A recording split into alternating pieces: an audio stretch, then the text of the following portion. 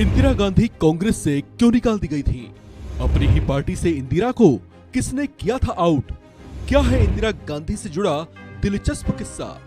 इंदिरा गांधी, जिन्हें iron lady के तौर पर याद किया जाता है, जिन्हें विपक्ष के नेता अटल बिहारी वाजपेयी ने शेरनी का टाइटल दिया था, जिन इंदिरा गांधी की एक आवाज पर जन सैलाब उमड़ पड़ता था, और वो इंदिरा गांधी जो कांग्रेस की प्रबल पहचान बनी, जिनके आदेश के बिना पार्टी में कोई टस से मस नहीं हो सकता था।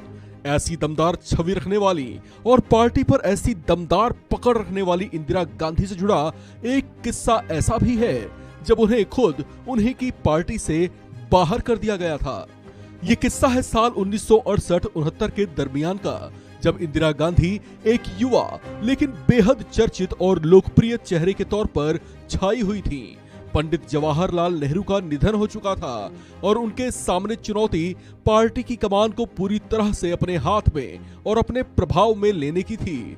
लेकिन ये बात जितनी सुनने में सरल थी, दरअसल उतनी वास्तव में थी नहीं, क्योंकि उस दौर में उनके कुछ विरोधियों के बीच वो एक गूंगी गुड़िया के तौर पर चर्चित थी, जो नेहरू परिवार से आती तो थी, लेकिन उन्हीं की अपनी पार्टी का एक धड़ा उन्हें नेता के तौर पर स्वीकार करने को राजी नहीं था।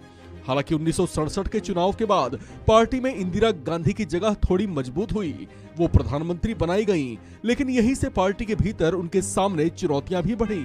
उसी साल कांग्रेस के राष्ट्रीय अध्यक्ष बदले गए। पार्टी की कमान के कामराज के हाथों से निजलिंगप्पा के हाथों में आ गई। ये बात इंदिरा गांधी के खिलाफ जाती दिखाई दी, क्योंकि निजलिंगप्पा के अध्यक्ष रहते हुए इंदिरा गांधी पार्टी की कार्य समिति में अपने समर्थक और आस्थावान नेताओं को शामिल नहीं करवा पाई थी। वो देश की प्रधानमंत्री जरूर थी, लेकिन संगठन स्तर पर उनकी पकड़ जिस ढंग से मजबूत होनी चाहिए थी, वैसी थी नहीं। उस दौर में कांग्रेस के राष्ट्रीय अध्यक्ष निजलिंगप्पा ने पार्टी पर ऐसा प्रभाव जमाया हुआ था कि उन्होंने पार्टी के भीतर ही एक अलग सिंडिकेट खड़ा कर लिया, जो तमाम बड़े फैसले लिया करती थी।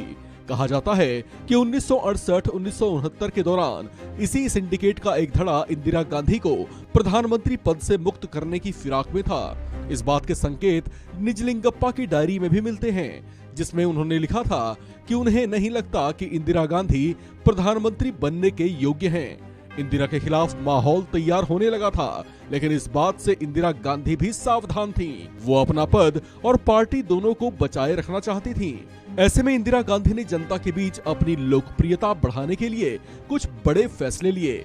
देश की हाफती अर्थव्यवस्था के बीच उन्होंने तत्कालीन वित्त मंत्री मोरारजी देसाई से वित्त मंत्रालय वापस ले लिया, जबकि पूर्व की रियासतों के राजाओं को मिलने वाली प्रीवी पर्स की राशि को भी बंद कर दिया।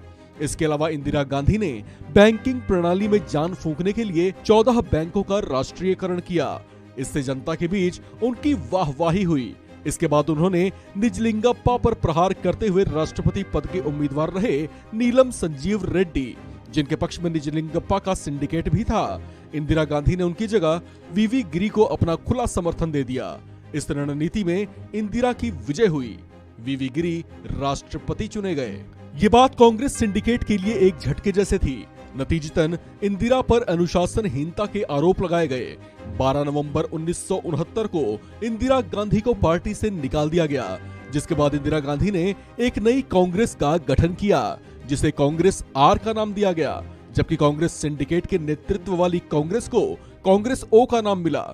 अब बारी थी अपना वर्चस्व जताने की। कांग्रेस आर यानी इंदिरा के नेतृत्व वाली कांग्रेस ने अधिवेशन का आयोजन किया, जिसमें एआईसीसी के 705 में से 446 सदस्यों ने इंदिरा के अधिवेशन में हिस्सा लिया। इसके अलावा लोकसभा और राज्यसभा में कांग्रेस के कुल 429 में से 310 सांसदों ने इंदिरा गांधी का समर्थन किया। इसके बावजूद इंदिरा को सरकार बचाने के लिए 45 सदस्यों की जरूरत थी। इंदिरा ने वामदलों और निर्दलीय सांसदों से समर्थन मांगा, तो वो कमी भी पूरी हो गई। इस तरह से इंदिरा युग में एक नई कांग्रेस अस्तित्व में आई और सिंडिकेट के सदस्य एक दूसरे का मुंह देखते रह गए।